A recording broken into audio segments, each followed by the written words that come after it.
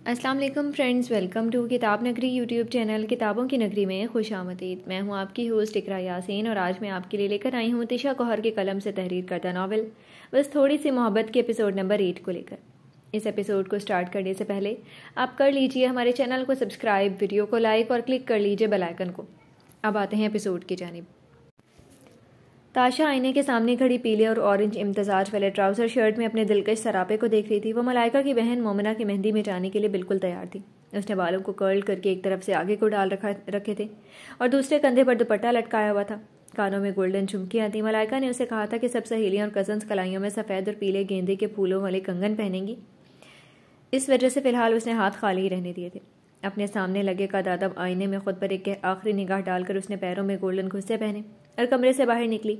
मोमना की मेहंदी की तकरीब का अरेंजमेंट घर में ही था। एक तरफ मोमना की शादी थी तो दूसरी जानिब हीमान के दोस्त साइम के बड़े भाई हमाद की शादी थी।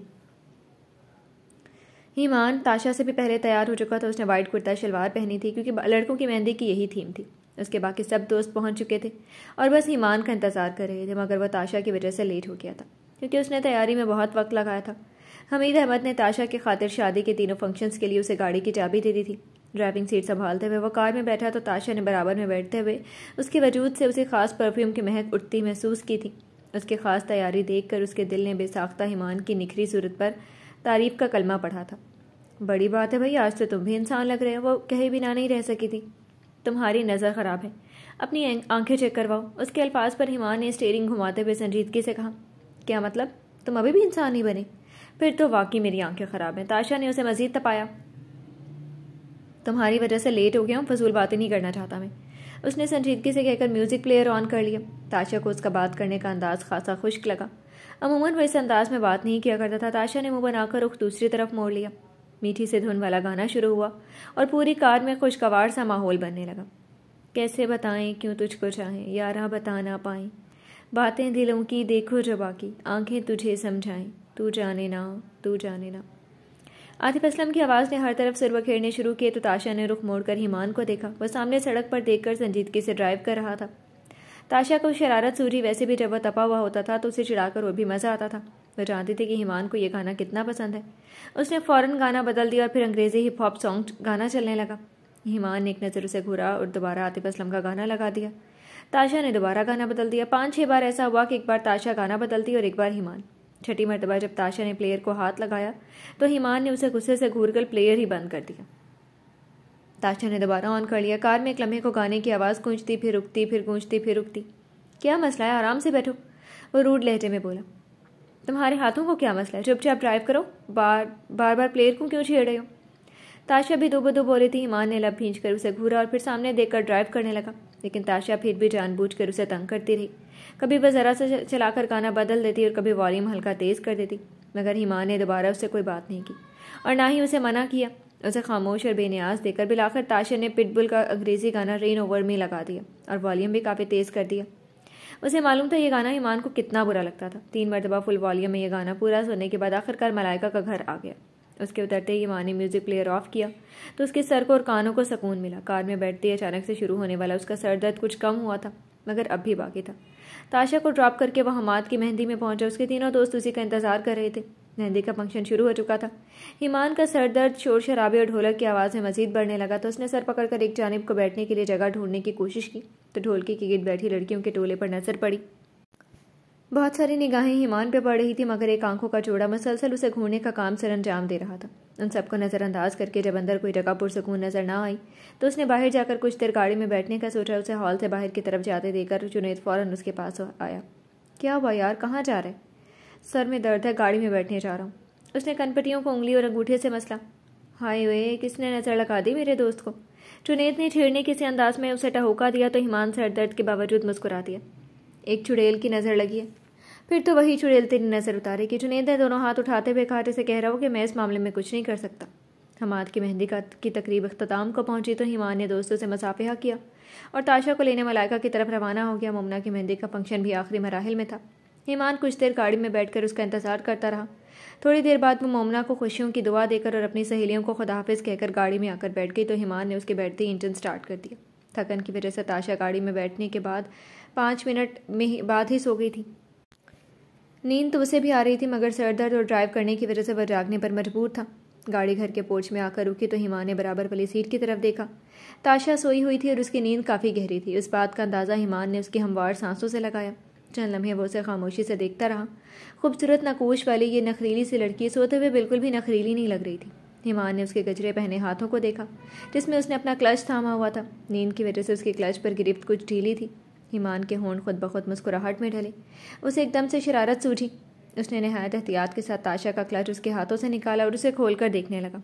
उसमें से कुछ पैसे, उसका शनाख्ती कार्ड, एक फेस पाउडर, एक काजल, एक मस्कारा और एक लिपस्टिक थी। 7 चंद टिशू थे। हिमान ने एक टिशू खोलकर उसके सर पर आहिस्ता से रखा और सुर्ख लिपस्टिक निकालकर उसके होंठों के दोनों किनारों से लेकर ठोड़ी तक ड्रैकुला के अंदाज में लकीरें लगा दी। वो बिल्कुल भी नहीं जागी। हिमान ने आहिस्ता से सारी चीज़ें उसके क्लच में डालकर क्लच वापस उसके हाथों में थमा दिया और अपना फ़ोन में उसकी तस्वीरें बना डाली। दिल ही दिल में हंसते हुए उसने फ़ोन वापस जेब में डाला और ताशा को जगाने की कोशिश की। उठो, घर आ गया। उसने ताशा को 2-3 बार टहोका देकर हिलाया तो उसने आहिस्ता से आंखें खोली और एक भरपूर अंगड़ाई ली। उसका फैला हुआ हाथ ईमान के चेहरे पर आकर लगा तो ईमान के चेहरे पर नागवारी और गुस्से वाले तासुरात उभरे। उसने ताशा का हाथ पकड़कर वापस उसकी गोद में फेंका। क्या बदतमीज़ी है ईमान, उसने गुस्से में आते हुए ईमान के कंधे पर धप लगाई। बदतमीज़ी तुमने की है। हाथ पैर संभाल कर बैठा करो। हर कोई मेरी तरह शरीफुल नफ्स नहीं होता कि सिर्फ हाथ झटकने पर इक्तफा करे। क्या शरीफुल नफ्स और तुम? हाँ, अच्छा मजाक है, मगर हंसी नहीं आई। ताशा ने आंखें घुमाई और दरवाज़ा खोलकर कार से उतरी, क्योंकि तुम्हें मेरी बात समझ ही नहीं आई। हिमान गाड़ी से उतरा और उसे लॉक करके अंदर की जानिब कदम बढ़ाए। ताशा मुँह ही मुँह में कुछ बुड़बुड़ाती हुई उसके पीछे अंदर दाखिल हो गई। कल जल्दी तैयार हो जाना, मैंने बारात के साथ जाने। कमरे में जाते जाते उसने दरवाज़ा खोलकर कदम वापस बाहर निकाले और मुड़कर ताशा से कहा, मेरी मर्जी, जब भी तैयार हो जाऊँ। वो जानबूझकर बोली थी, कभी किसी और का भी एहसास कर लिया करो। हिमान का अंदाज थोड़ा गुस्सीला और संजीदा था। ताशा ने हाथ चलाया और अपने कमरे में घुस गई। आईने के सामने पहुंचकर उसने जैसे ही खुद पर एक निगाह डाली, हैरत के मारे उसका हाथ खुद ब खुद अपने खुले हुए मुंह पर गया। उसने गुस्से से लब भींचे और ड्रेसिंग टेबल पर पड़े टिश्यू बॉक्स में से 2-3 टिश्यू पेपर निकालकर अपने होंठों के गिर्द से लिपस्टिक साफ की। मुठियाँ भींचकर उसने नथने भुलाए और पैर पटक कर वॉशरूम में घुस गई। तुम्हें सुबह पूछूंगी। सारी ज्वेलरी और मेकअप उतार कर उसने मुंह धोया और कपड़े तब्दील करके वह बिस्तर में लेट गई। आंखें बंद करते फिर से अपना अक्स जहन में उभरा तो गुस्से के मारे उसने दोबारा आंखें खोल दी। हिमान के बच्चे, इसका बदला तो मैं तुमसे लेकर रहूंगी। उसने दिल ही दिल में इरादा किया और सोने की कोशिश करने लगी। सुबह ताशा के फ़ोन पर मलाइका का मैसेज आया था कि वह जल्दी हॉल पहुंच जाए ताकि वह सब मिलकर बारात के इस्तकबाल की तैयारियां कर सकें।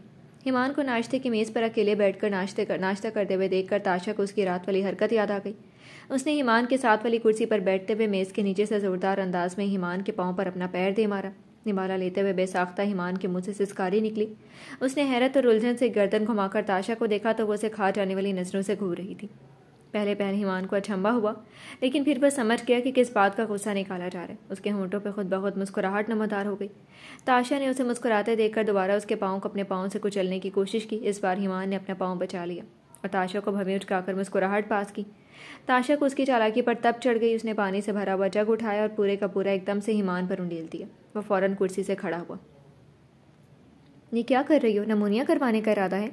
उसने अपनी गीली शर्ट को उंगली और अंगूठे से पकड़कर झाड़ने की कोशिश की। उसके सवाल का जवाब देने की बजाय ताशा ने खड़े होकर हिमान की आंखों में देखा। उसके देखने का अंदाज चैलेंजिंग था। चंद सेकंड उसे चैलेंजिंग अंदाज में घूरने के बाद वह एकदम से मुस्कुराई और दोबारा बैठकर तो उस पर पीनट बटर लगाने लगी। हिमान खड़ा हुआ हैरत से उसकी हरकत मुलाहिजा कर रहा था। तुम्हें मेरी रेड लिपस्टिक बहुत पसंद है ना? ताशा ने मक्खन लगाते हुए रुककर अपनी आंखें पटपटाकर उसे देखा। हिमान को उसके अल्फाज समझ नहीं आए, मगर उसकी मुस्कुराहट उसे किसी खतरे का सायरन दे रही थी। मैंने इससे तुम्हारे कपड़ों पे डिज़ाइनिंग कर दी है। ताशा के इत्मीनान में कोई फ़र्क नहीं आया। हिमान को 2 सेकंड बाद उसकी बात समझ आई थी और समझ आते ही उसने अपने कमरे की तरफ दौड़ लगा दी। दरवाज़ा खोलते साथ ही उसे मालूम हो गया कि ताशा किस डिज़ाइनिंग की बात कर रही थी। बेड पर हिमान का सफ़ेद कुर्ता फैला हुआ था जिस पर जाबजा ताशा के रेड लिपस्टिक के निशानात थे। हिमान मुठियाँ भींच कर रह गया। फिलहाल उसने गुस्सा जब्त करते हुए खामोशी अख्तियार कर ली, क्योंकि अगर ताशा को मालूम हो जाता कि हिमान ने उसकी तस्वीरें भी बनाई हैं तो वह मज़ीद कोई तकरीब कारी कर गुजरती। उससे कोई बईद भी न थी। तस्वीरों वाली बात हर किसी और दिन पर रखते हुए वो उसकी ये वाली हरकत बर्दाश्त कर गया था। शाम में ताशा वक्त से पहले ही तैयार हो गई। हिमान गाड़ी के पास आया तो वह पहले से ही वहाँ मौजूद थी। पहले तो उसे हैरत हुई, मगर कुछ भी कहे बगैर वो ड्राइविंग सीट पर बैठ गया। ताशा उसके बराबर वाली सीट पर बैठ गई। सुबह वाली हरकत की वजह से तमाम रास्ता खामोशी से कटा। न ताशा ने उसे मुखातिब किया और न हिमान ने। हिमान का मुकम्मल ध्यान ड्राइविंग पर रहा और ताशा का अपने सेलफोन पर। हिमान उसे पहले हॉल ड्रॉप करके चला गया। उसे हमाद की बारात के साथ जाना था। ताशा का कामदार गुलाबी फ्रॉक और ट्राउज़र उसके हुस्न को चार चांद लगा रहा था। बालों को उसने स्ट्रेट करके कमर पर खुले छोड़ दिए थे। मलाइका के साथ मिलकर सब सहेलियों और कज़न लड़कियों ने बारात के इस्तकबाल की तैयारियां शुरू कर दी थी और साथ में एक दूसरे से हंसी मजाक भी जारी था। ईमान साइम के घर पहुंचा और सब लोग आगे पीछे अपनी अपनी गाड़ियों में हॉल की तरफ रवाना हो गए। मिक्स गैदरिंग की वजह से खवातीन और मर्द सभी दूल्हे के साथ एक ही रास्ते से अंदर दाखिल हुए। दूल्हे के पहला कदम हॉल में रखते ही चारों तरफ से गुलाब के पत्तियों की बारिश होने लगी थी और 2-3 लड़कियों ने स्नो स्प्रे और पार्टी पॉपर का इस्तेमाल भी किया। मेहमानों पर फूल फेंकते हुए ताशा के साथ खड़ी मलाइका की कज़न लारेब ने उसे कोहनी से हल्का सा टहोका दिया। अरे वाह यार, मुझे नहीं पता था कि लड़के वालों के पास इतने हैंडसम लड़के, और इस ऑफ वाइट कुर्ते वाले लड़के को तो देखो कितना हैंडसम है यार, मेरा तो इस पे दिल आ गया है। लारेब का खुला मुंह देखकर ताशा ने उसकी नज़रों की सिम देखा तो उसका फूलों की पत्तियां थामा हुआ हाथ हवा में ही रुके। ये यहाँ? मगर वह फ़ौरन ही संभल भी गई।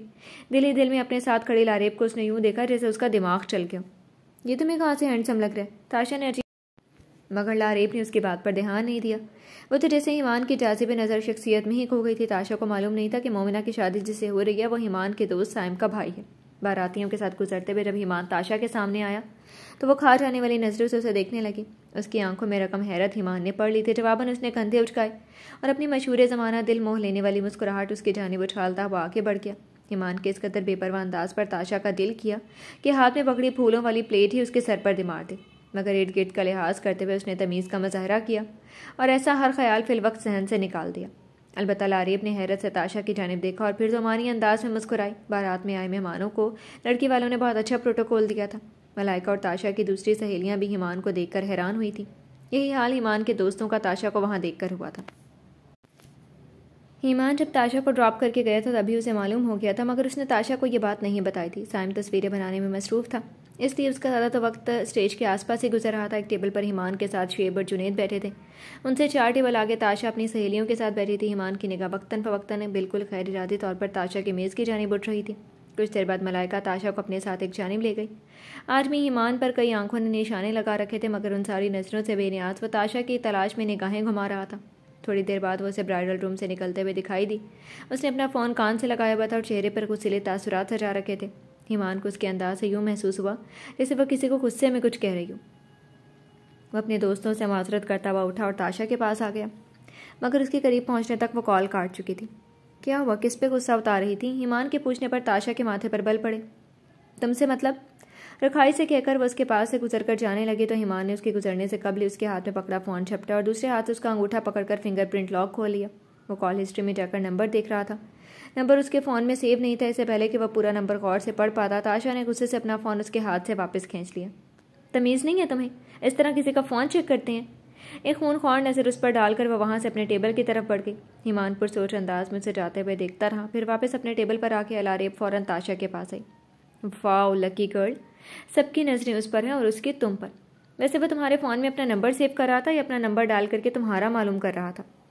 उसकी मुस्कुराहट कानों तक फैली हुई थी और एक्साइटमेंट बिल्कुल छोटे बच्चों वाली थी। उसके शरारत से टहुका देने पर ताशा को गुस्सा आया, मगर जब्त कर गई। ऐसा कुछ भी नहीं है, झूठ मत बोलो। अंदर आते हुए वो तुम्हें जिस अंदाज में देखकर मुस्कुराया था ना, ओ माय गॉड, और अभी सबने ही उसे तुमसे इतने बेखौफ अंदाज में बात करते देखा है। शादी में मौजूद आधी लड़कियों का क्रश बन चुका है वो यार। इतना गुड लुकिंग और डैशिंग है, हम तो मर रहे हैं कि हमारी तरफ एक नज़र ही डाल लें। और तुमसे तो उसने खुद बात की, बताओ ना क्या कह रहा था? वो टलने वाली नहीं लग रही थी। ताशा ने मुरव्वतन उसकी तरफ मुस्कुरा कर देखा। खौमखा में परेशान कर रहा था। लारेब को उसकी बात पर 1% भी यकीन नहीं आया। बहुत नाशुक्री हो तुम, इतना हैंडसम लड़का तुमसे खुद बात करने आया और तुम कह रही हो परेशान कर रहा था। Not fair. वजह से उसकी बात पर दिल बर्दाश्त हुई। लारेब, है क्या उसमें जो उसका क्रश बन गया? तुम सब लोगों का टेस्ट बहुत ही ख़राब है। ऐसे लड़के तुम्हें हर गली मोहल्ले में लोफरियाँ करते नजर आएंगे। खौमखा उससे मुतासिर होने की ज़रूरत नहीं है। ताशा ने चिढ़कर कहा। कहाँ नजर आते हैं तुम्हें? मैंने तो आज तक नहीं देखा इतना खूबसूरत लड़का, इतना प्यारा और मासूम। वो फिर से ईमान के कसीदे पढ़ने लगी। ताशा ने मुठ्ठियाँ भींच ली। उसकी नज़र ईमान की तरफ गई जो संजीदगी से ताशा को ही देख रहा था। उसे नज़र मिलते ही ईमान ने धीमी से मुस्कुराहट उसकी तरफ उछाली। ताशा को तो जैसे उसकी मुस्कुराहट देखकर आग ही लग गई। उसने तनफ्फुर से निगाहें फेर ली। ईमान को उसका यूं निगाहें फेरना बहुत बुरा लगा था। वो चंद लम्हे यूं ही उस पर नजरें जमाए रहा कि शायद वह दोबारा उसकी जानिब देखे, मगर ताशा ने दोबारा भूल कर भी ईमान की तरफ नहीं देखा। उसकी बेरुखी से दिल बर्दाश्ता होकर ईमान ने निगाहों का मरकज़ तब्दील किया तो उसे महसूस हुआ कि हॉल में मौजूद कई सनफ़े नाज़ुक उसकी जानिब ही मतवज्जा थी। कुछ ने तो उसे देखकर मुस्कुरा भी दिया। ईमान के कानों की लुएं बेसाख्ता सुर्ख हो गई। वो एकदम ही नर्वस होने लगा। शुएब और जुनेद ने उसके चेहरे और कानों का रंग बदलता हुआ महसूस किया तो उसके करीब होकर धीमी आवाज़ में बोला, क्या हो गया यार, इतना शर्मा क्यों रहा है? यार ये लड़कियां भी कितनी अजीब होती हैं, जिसे देखना चाहिए वह देख नहीं रही और बाकी सब नजरें लगाए बैठी हैं। ईमान ने उसे अपनी परेशानी की वजह बताई। जो नहीं देख रही उसे छोड़, जो देख रही है ना उनमें से हमारे लिए कोई भाभी पसंद कर ले। देखना कितनी प्यारी प्यारी लड़कियां यहाँ, अब तो दूर की रिश्तेदारी भी बन गई है। जुनेद ने कहा, कैसी बातें कर रहे हो यार, बाबा जान गोली मार देंगे अगर मैंने पसंद की शादी का नाम भी लिया तो। ईमान ने कानों को हाथ लगाया। चल शादी ना कर, थोड़ी सी सेटिंग ही कर ले। शुएब ने मशवरा दिया। मुझे माफ़ रख भाई। ईमान ने हाथ जोड़े। वैसे तो अच्छा नहीं करा, देख किस तरह तेरी एक नज़र के मुंतज़िर बार बार तेरी जानिब देख रही हैं बेचारियाँ। जुनेद ने उन लड़कियों पर तर्स खाते हुए ड्रामाई अंदाज में कहा, तू किस्मत वाला है जो तुझे देखकर इतनी लड़कियां आहें भर रही हैं, वरना हम भी तो पड़े हैं राहों में, हमें तो कोई घास ही नहीं डाल रहा। शुएब ने मसनूई अफसुर्दगी तारी करते हुए ठंडी आह भरी। तूने घास खानी है? ईमान ने इंतहा की संजीदगी से पूछा। जुनेद का कहकहा बेसाख्ता गूंजा था। फिलहाल तो बिरयानी, कौरमा और गाजर का हलवा खाएंगे। उसने खाने का एहतमाम होते देखकर आपस में हाथ मलते हुए डिशों की तरफ ललचाती नजरों से देखा। ईमान के चेहरे पर भी मुस्कुराहट उभरी। खाने का आगाज़ हुआ तो वह तीनों अपनी अपनी प्लेट में उठकर खाना डालने के लिए एक मेज़ के करीब जाकर खड़े हो गए।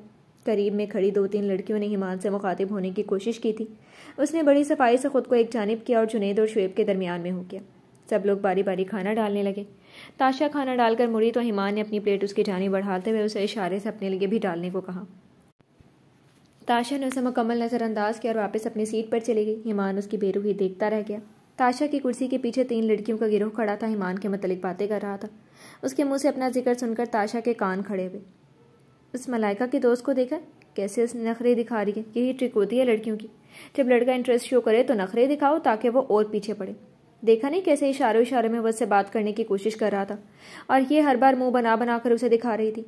ताशा ने गुस्से से चम्मच प्लेट में फेंका और पीछे मुड़कर देखा। लड़कियां चम्मच गिरने की आवाज़ सुनकर मुड़ी तो ताशा को देखकर उनके चेहरे के रंग उड़ गए। वो फौरन आगे पीछे हो गई। ताशा का तनफ्फुस बढ़ने लगा मगर जैसे तैसे करके उसने जब्त किए रखा। दुल्हन की रुखसती तक उसने ईमान की जानिब भूल कर भी नहीं देखा था। ईमान के साथ अब अक्सर लड़कियों की नज़र ताशा पर भी पड़ रही थी, जो बिल्कुल भी अच्छी नोयत की नहीं थी। आग बरसाती हासिद नजरें। रुखसती का शोर उठा तो सारे मेहमान आहिस्ता आहिस्ता हॉल से बाहर निकलने लगे। ईमान भी सबके साथ बाहर निकला और गाड़ी के पास खड़ा होकर ताशा का इंतजार करने लगा। थोड़ी देर और गुजर गई। अब तक सब लोग बाहर आ चुके थे मगर ताशा उसे कहीं नजर नहीं आ रही थी। हॉल की बत्तियां भी एक एक करके बुझने लगी थीं। ईमान परेशानी के आलम में उसे ढूंढते हुए वापस अंदर जाने लगा तो वो उसे दरवाजे के पास खड़ी नजर आई। ईमान उसके करीब गया और उसके कंधे पर हाथ रखकर उसे अपनी मौजूदगी का एहसास दिया तो वो उसके छूने पर झटके से मुड़ी। घर नहीं जाना, मैं कब से तुम्हारा वेट कर रहा हूँ। ईमान के चेहरे पर तशवीश रकम थी। ताशा ने नाराज नजरों से ईमान को घूरा और मुंह फेर लिया। क्या हुआ? वो मजीद परेशान हो गया। ताशा ने उसे कोई रिस्पॉन्स नहीं दिया और गूंगी बहरी बनी खड़ी रही। ताशा क्या हुआ यार? वो घूमकर उसके सामने आ गया। ताशा ने इंतहाई सर्द निगाहों से उसे देखा था। ईमान को किसी गड़बड़ का एहसास हुआ। शायद उसकी कल वाली हरकत पर अभी तक नाराज थी। हालांकि अपना बदला भी वो ले चुकी थी। वह चाहकर भी उस पर गुस्सा नहीं कर पाया था। उस वक्त वो प्यारी भी तो बहुत लग रही थी। अच्छा, अगर मेरी कल वाली हरकत बुरी लगी है तो आई एम एक्सट्रीमली सॉरी, मैं सिर्फ मजाक कर रहा था। उसका मूड ठीक करने को बोला मगर ताशा के साबका तासुरात में कोई फ़र्क नहीं आया था। ईमान ने अपने इर्द गिर्द नजरें दौड़ाई और फिर ताशा के रूबरू होकर अपने कान पकड़े। क्या अब भी माफ़ नहीं करोगी? धीमे से अंदाज से मुआज़रत करके वो उसके चेहरे की तरफ देखने लगा।